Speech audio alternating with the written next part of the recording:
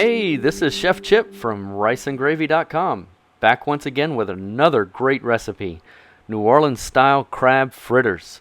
I'm especially excited to give you this recipe. This little appetizer has been the most popular item on my menu for nearly 15 years.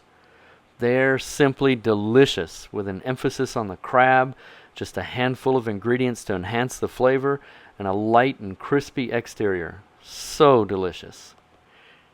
Here we have 1 egg, 6 tablespoons of mayonnaise, homemade or store-bought is good, half a tablespoon of Dijon mustard, just a few vegetables, diced fresh red bell pepper, garlic, which we'll shred on this microplane, about half a cup of diced green onions. The herbs, we have paprika and some parsley. Breadcrumbs to be added towards the end.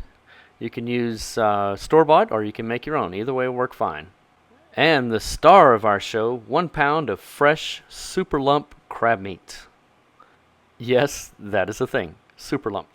There are actually 5 grades of crab, all for different uses. Super lump, jumbo lump, back fin, special, and claw. And super lump is a mixture of special and jumbo lump. We only need our 1 egg lightly beaten, just enough to break up the yolk. Then we add the mayo, whisk that in vigorously. We want it so there are no lumps in the mayo and the egg is very well incorporated. The purpose of these 2 ingredients are to add moisture and give a firm texture.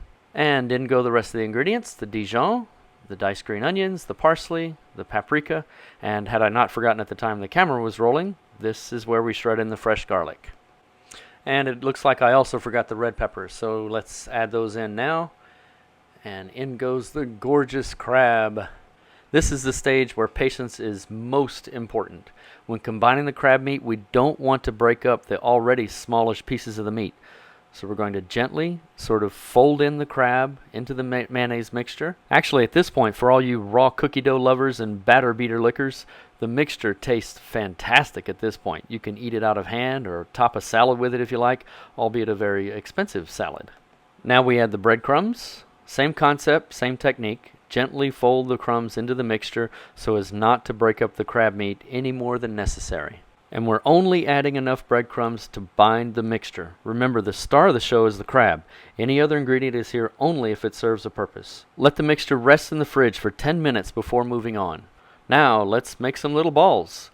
Here we've got a sheet pan, a bowl of tap water, you'll see why in a moment, and this is a 1/8 cup or 2 tablespoon measuring cup. If you have a scoop for coffee beans, there's a good chance that it's 2 tablespoons, just like this one.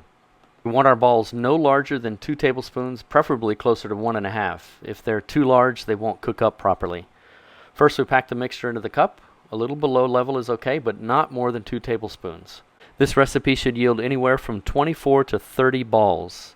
I need 24 from this recipe so I can afford to make them a little larger. Yeah, I know, that's pretty fast, huh? Remember, I've been making these things for 15 years. That's done. 24 balls, exactly what we need. 3 for you and me, and the rest for the party. Doesn't that look delicious? Okay, so let's fire up a pan. We need about 2 inches of clean, fresh cooking oil. I have peanut oil here, but almost any oil will do, except olive oil. We'll heat that up to 365 while we prepare our dredging station. For an extra crispy crust, I prefer panko breadcrumbs. It's a Japanese product. It's worth seeking out. So we'll fill one of our bowls with panko, and here I have an egg wash. I've got it cut 1 to 2, which is 1 egg to half a cup of cool water. And here's our flour. I've got all-purpose. I prefer an unbleached flour. So let's do a few now so we can see how this is done. It's very simple. Roll it up in a ball, then you dredge it in the flour. Be very careful not to smash it out. They're very delicate. Then a little bath in the egg wash, and then it gets a panko dusting. And then you repeat the process until done. And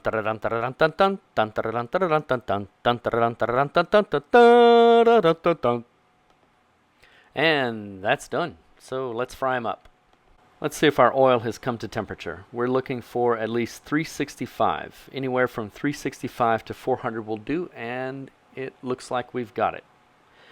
If you don't have a thermometer, there's another way to check the temperature. If you have a wooden spoon, it will make fine and vigorous bubbles when it reaches 350. Just like that. Thank you, Mom, for teaching me that trick. I want to share another very important datum about frying. No real frying occurs below 350 degrees. We're only doing a few fritters now, but when you've got a lot to do, you want to do them in batches. And you must make sure that the oil has come back up to temperature before adding subsequent batches.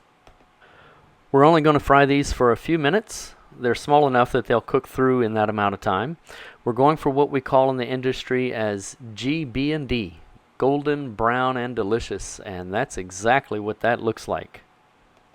So, that's done. Let's plate these little guys up and eat them, shall we? Park them right here so we can keep an eye on them while we prepare the plate.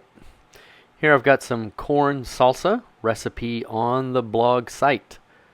We need to spread it out, not just for visual appeal, but also to make a kind of a nest for our golden brown fritters of deliciousness. Let's put down 3 of them. That's a good number on account of that's how many we fried. And we need a sauce. Here I've got a New Orleans style remoulade, recipe on the blog site. Not Cajun, but it's New Orleans. Cajun remoulade is different. Let's put some garnish. I have some microgreens, so let's use that. Nice. Almost too pretty to eat. But, you know, since this is video, we actually get to have our fritters and eat them too. Let's taste. Look at that. Crispy too. That remoulade's good stuff. So there you have it. New Orleans style crab fritters. I hope you give it a try. And let me know in the comments below how yours came out.